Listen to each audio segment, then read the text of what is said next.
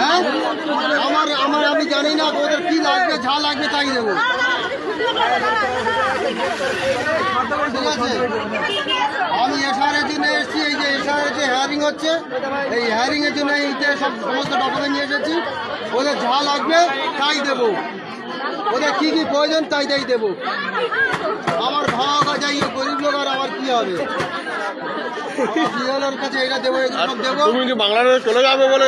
না, বাংলাদেশে যাতে না যেতে হয়, আমরা প্রকৃত ভারতের নাগরিক কিনা সেটা বিএলওরা দেখুক। আমার যত ডকুমেন্টস আছে আমি সব নিয়ে এসেছি।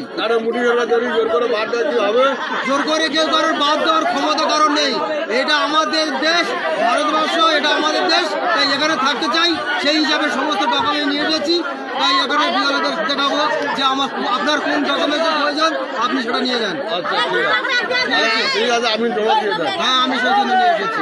বাক্স করে সমস্ত ডকুমেন্ট নিয়ে এসেছি।